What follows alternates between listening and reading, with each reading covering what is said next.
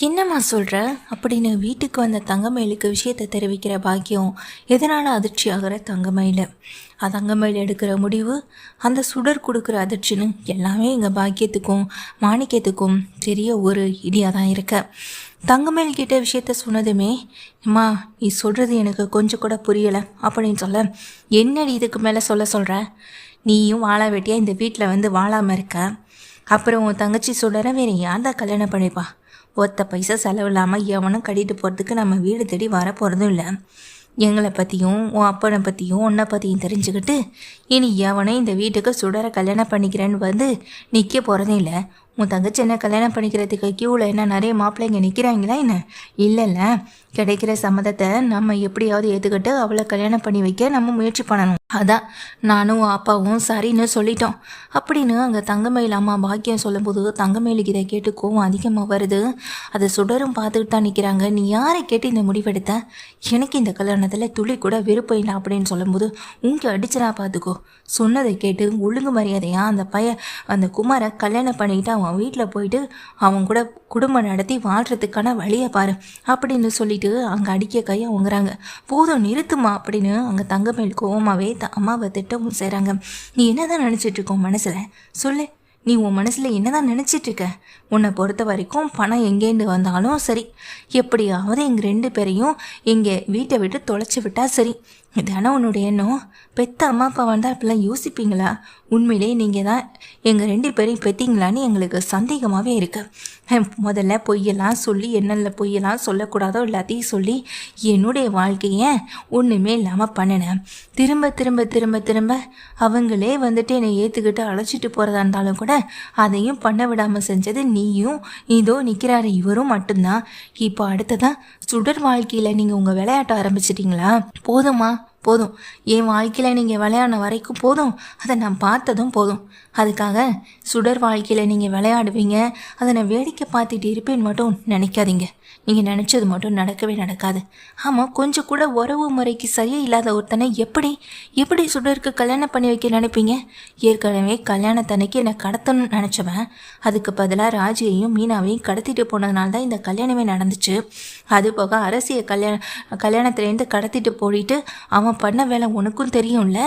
தெரிஞ்சு எப்படி உன்னால் இப்படிப்பட்ட ஒரு முடிவெடுக்க முடிஞ்சுது? சரி, நீ சொல்கிற மாதிரி இங்கே சுடரை அந்த குமாரிக்கே கல்யாணம் பண்ணி வைக்கிறதாவே இருக்கட்டும். குமார் நாளைக்கு இங்கே சுடரை நல்லா பார்த்துப்பான்னு நினைக்கிறியா? மாட்டவே மாட்டான். அவன் எவ்வளோ பெரிய கேடுகட்ட அயோக்கியன்னு எங்கள் எல்லாருக்கும் நல்லாவே தெரியும். ஏன் உனக்கும் தெரியும், இவருக்கும் தெரியும். எல்லாம் தெரிஞ்சு எப்படியும் உங்களால் இப்படி மனசாட்சி இல்லாமல் நடந்துக்க முடியுது, பேச முடியுது அப்படின்னு சொல்லிட்டு அங்கே தங்கமயில் திட்டவும் செய்கிறாங்க. சும்மா நிறுத்தடி, உன் வாழ்க்கை முடிஞ்சு போயிட்டு அதான் நீ முடிவு பண்ணிட்டலன்னு சொல்ல. என்ன முடிவு பண்ணிட்டாங்க அப்படின்னு கேட்க, உறவே இல்லாத ஒருத்தங்கிட்டேருந்து நீ விவகாரத்து வாங்கணும்னு முடிவு பண்ணிட்ட.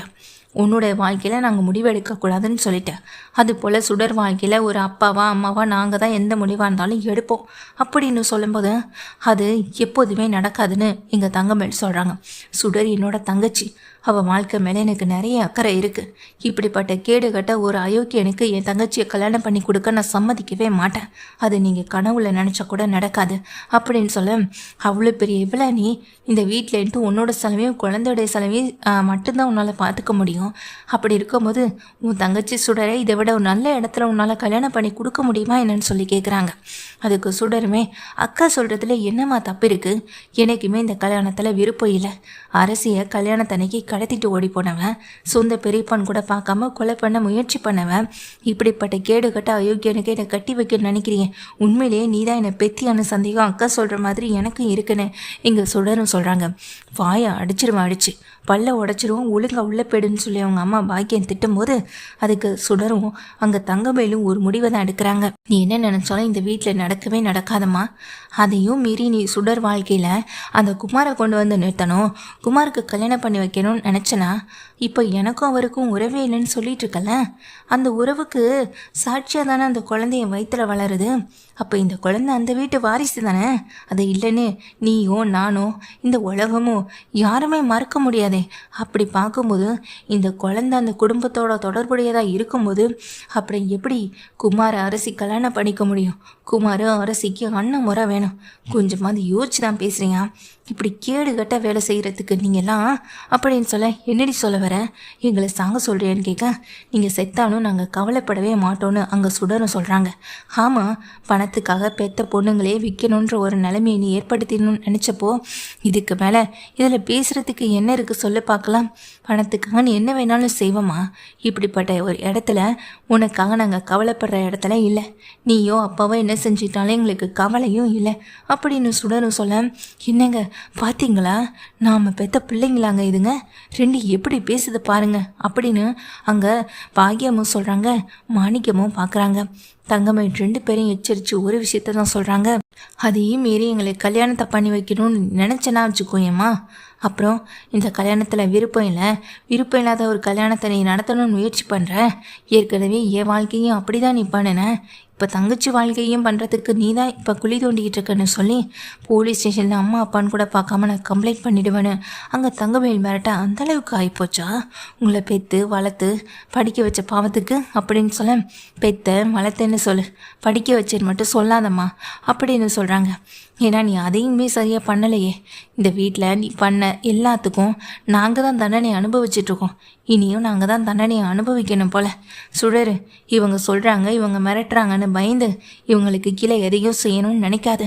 தைரியமாக இருந்தால் மட்டும்தான் உன் வாழ்க்கையை நீ காப்பாற்றிக்க முடியும். நான் பட்ட கஷ்டத்தை நீ படக்கூடாதுன்றது ஒரே காரணத்துக்காக தான் சொல்கிறேன். அவன் ஒரு கேடு கட்ட அயோக்கியன்னு சொல்லு, நீ கட்டிக்கிட்டவன் மட்டும் அப்படின்னு உடனே அங்கே அம்மா பாக்கியம் சொல்லு, அவரையும் நீ தானம்மா எனக்கு பார்த்து கல்யாணம் பண்ணி வச்ச. நானா கூட்டிகிட்டோ இல்லை இழுத்துக்கிட்டோ இந்த வீட்டை விட்டு ஓடி போகலையே. நீ சொன்ன பொய்யை நம்பி தானே நானும் அந்த கல்யாணத்தையெல்லாம் நான் பண்ணினேன். அவங்களும் அந்த பொய்யை நம்பி தானே இந்த கல்யாணத்தையெல்லாம் பண்ணினாங்க. அப்படி இருக்கும்போது நீயும் அதை பற்றி பேசுகிறதுக்கு தகுதியே இல்லை அப்படின்னு தங்கமேல் பயங்கரமாக திட்டி விட்டுறாங்க. இதை கேட்ட பாக்கியத்துக்கும் மாணிக்கத்துக்கும் பெரிய அவமானமாக தான் இருக்குது. அவமானத்தோடு நிற்கிற அதே வேளையில் இங்கே சுடர் சொல்கிற ஒரே விஷயம், மா நீங்கள் எதையும் மீறி எனக்கு அந்த குமாரை கல்யாணம் பண்ணி வைக்கணும்னு முயற்சி பண்ணாதீங்க. முயற்சி பண்ணால் நீங்கள் இருக்கிற இந்த கடைசி வீட்டில் இருக்கிறது மட்டும்தான் இருக்கும். அதுக்கு பிறகு நீங்கள் ரெண்டு பேரும் தண்டனை அனுபவிக்க போலீஸ் ஸ்டேஷனுக்கு தான் போக வேண்டியதாக இருக்கும் அப்படின்னு சொல்லிட்டு இங்கே சுடரும் மிரட்டிட்டு போக, என்னங்க இது, இவளுங்க இப்படி பேசிட்டு போகிறாளுங்க, நீயும் பார்த்துக்கிட்டு நிற்கிறவன்னு சொல்லும்போது, தங்கமேல் சொன்ன ஒரு விஷயத்தை பற்றி யோசிய பாக்கியம் நீ அப்படின்னு கேட்க, என்ன சொல்கிறீங்கன்னு கேட்குறாங்க. ஆமாம், என்ன இருந்தாலும் முறை சரியாக இருக்கணும்ல. அதுவும் இல்லாமல் தங்கமேல் தொடர்புடைய ஒரு குழந்தை நம்ம வீட்டில் வளருது. அது ரெண்டு குடும்பத்துக்கும் பொதுவான ஒரு குழந்தை, அதை இல்லைன்னு சொல்ல முடியாதுல்ல. அப்படி இருக்கும்போது அந்த குழந்தைய வச்சு அந்த பந்தம் வந்துட்டு தொடர்ந்துக்கிட்டே தானே இருக்கும். அது எப்படி இல்லைன்னு மறுக்க முடியும்? என்ன இருந்தாலும் இந்த பிள்ளைக்கு சரவணன் தான் அப்பா. அந்த வீட்டில் இருக்கவங்க தான் சித்தப்பா, பெரியப்பா, மாமா, இப்படி எல்லா உறவும் அவனுக்கு இருக்குது. அப்படி இருக்கும்போது அந்த வீட்டு பையன் குமாரன் நம்ம பொண்ணு சுடருக்கு கல்யாணம் பண்ணி வைக்க முடியாது. அப்படியே வைக்கணும்னு நினச்சாலும் அது தப்பாக தான் முடியும். ஊர் உலகம் தப்பாக தான் பேசும். பணத்துக்கு ஆசைப்பட்டு நம்ம பெரிய தப்பு பண்ணுறோமோன்னு தோணுது அப்படின்னு பாக்கியத்தை பார்த்து சொல்ல, யோ நீயும் மனசு மாறிட்டியாயா அப்படின்னு பாக்கியம் மாணிக்கத்தை பார்த்து திட்டுறாங்க. தங்கமயிலுக்கு குழந்தை பிறக்க போகுது அப்படின்னு சொல்ல, இப்போது இந்த குழந்தை தான் இந்த வீட்டில் ஒரு இடைஞ்சலாக இருக்குல்ல அப்படின்னு சொல்ல, அதுக்காக தங்கமயிலையும் குழந்தையும் இந்த வீட்டை விட்டு வெளியே அனுப்பணும்னு நினைக்கிறேன்னு சொல்ல, ஆமாம், இப்போ அவளுக்கும் நமக்கு எந்த உறவும் இல்லைன்னு ஆகிப்போச்சுன்னா இனிமேல் அவள் இந்த சுடர் வாழ்க்கையில் எந்த முடிவும் எடுக்க முடியாதுல்லன்னு சொல்லிட்டு இருக்கும்போதே தங்கமயிலும் சுடரும் வெளியே வராங்க. வெளியே வந்த சுடரும் தங்கமயிலும், ஆமாம்மா நீ சொன்னது உண்மைதான், இந்த வீட்டுக்கும் எங்களுக்கும் இனி எந்த தொடர்பும் வேண்டாம். அதான் இனிமேல் உங்களை நம்பி இந்த வீட்டில் எங்களால் இருக்க முடியாது.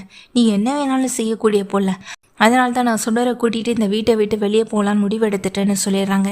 இதை கேட்டதும் அவங்க அப்பா, என்னம்மா ஏம்மா இப்படி முடிவெடுத்தீங்கன்னு சொல்ல, நாங்கள் தனியாக போனாலாவது வாழ்க்கையோடைய கஷ்டம் என்னென்னு அப்போவாது உங்களுக்கு புரியும்.